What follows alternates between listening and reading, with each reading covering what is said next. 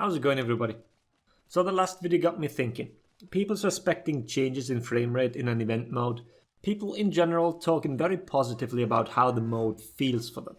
So it wouldn't be all that far-fetched to assume that Ubisoft is trying something out. It wasn't frame rate from what we can tell, but there must be some settings that are different.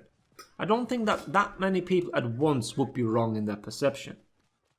But the connection I want to make here is with the upcoming crossplay that has been announced a while back. I made a whole video talking about it and what I think this means for Honor and how our game actually has an easier time with this than some others. I will link to it if you want to get an overview about it first, as I'm not sure everyone's already familiar with it. As a short summary, Ubisoft CEO Yves Guillemot confirmed in October last year that all of Ubisoft's PvP titles will be receiving crossplay support. This was a little surprising that they are retroactively applying it to even all the titles, but overall this development was to be expected. After years, decades rather, it is finally possible, it was possible sooner I guess, but Sony and Microsoft finally agreed on allowing their respective platforms to play with each other. This is a tremendous step forward for online gaming and I'm more than happy that For Honor will be part of it. We obviously still don't have any confirmation from the For Honor devs themselves, but just from the CEO statement, it would be weird if our game somehow wasn't part of the whole thing. The one question that comes up, and will still come up even after we know details about it, is frame rate. What will happen to the frame cap? Hell, we don't even know yet what the new generation console will run For Honor at. The bare minimum seems to be 60 that everyone expects. And a global frame lock to 60 is something a lot of players in the community have been outspoken about. So let me just lead with it. I'm not one of them. I am absolutely against frame caps in general. This might not be a popular opinion, but at least hear me out. The two most common reasons why people would favor a global 60 FPS cap are the following. First, reactability would go down. That's a fact and no one can really argue against it, as a lower frame rate does make it harder to react to things. That was, or rather still is, something that a lot of, especially top level players want. The less you can react to things, the more reads someone has to make to successfully defend, the more actual offense the game has. If it's impossible or almost impossible to react to everything, you won't just sit there and stare at each other. Players will actually want to press buttons and attack. Attacking will be beneficial, more than it is now.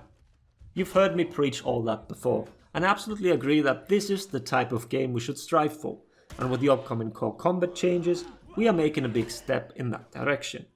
And those are the steps we should be taking, in-game changes, not by applying limitations on a hardware basis. The goal that's been set needs to be achieved through other means, otherwise why not just apply the 80 millisecond inherent input delay from the current gen console as well? I know that this is hyperbole, but it would be similar. The second argument is that all other fighting games are locked at 60 FPS on all platforms. Reason for that is that animations, startups, recovery, etc. are all tied to frames in traditional fighting games.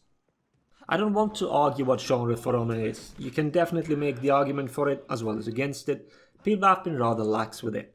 If it fits the argument, they bring it up. If it doesn't, then it gets shut down, because For Honor is not a fighting game. It's basically arguing semantics.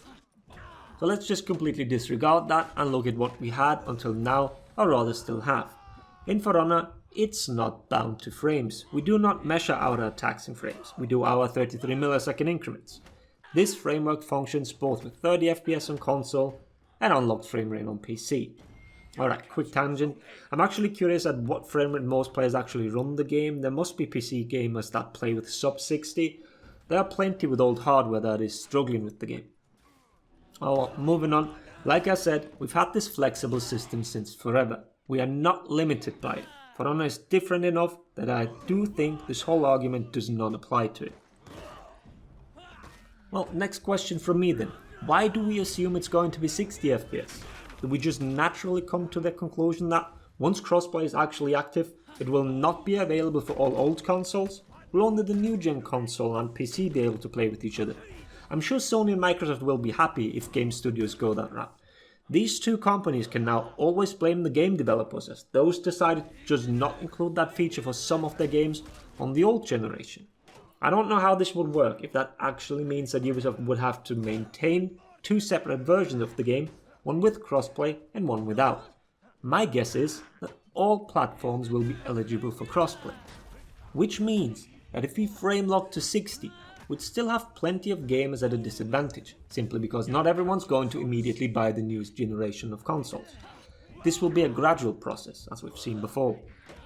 So now we lock it to 30 then. What about the terrible input delay on the current gen? The 80 milliseconds on the dashboard that's been plaguing both systems? My argument here is that there have been and always will be discrepancies in setups. Trying to create a totally even playing field in an environment with so many different factors is impossible. Crossplay is a new step in gaming. Previously, only the same type of console or two iterations of the same generation of a console could play with each other. Hardware has always been similar, and I understand the approach here, that for competitive integrity, they want to maintain an even playing field, partially created by frame caps. But on the other hand, we're looking at decades of online PC gaming, and always did we have different hardware. I've been playing online games for over 20 years, and I do not remember anyone ever complaining about someone else having a better performing game because of newer hardware. It's completely normal that we have settings on PC that we can tweak and change to increase our performance, or to make something look more beautiful. Plenty of people buy the newest hardware not for the theoretical 500 frames, but simply because they want it to look pretty. The point I'm making here is that we never had limitations like that on a platform which to this day still hosts all the major esports. From a competitive standpoint, limitations should be looked at as a detriment, as you're always striving for something better and not settle for something. I understand that the argument, it's always been like that, so why change it, is a very lackluster one. Nevertheless, all these years have shown that it works. My FPS count has never been decreased to the same as the person on the server with the worst hardware when I play the game. That is what it basically boils down to. We're lowering the standards to accommodate for something. I hesitate to say that had no business to being catered for in the first place, but I guess that's what it is. We're hamstringing ourselves here for the sake of something that will be left behind shortly. And when looking at other genres and games that have introduced crossplay so far, then it seems like they agree. I'm disregarding pure PvAI games like Dauntless, but let's just look at the big two. Fortnite, which even allows mobile gamers to join, as well as Call of Duty, which was one of the first games that had crossplay at its launch date. Neither of these games have an FPS lock. They have other features like massive aim assist for controller players, but there's no frame cap.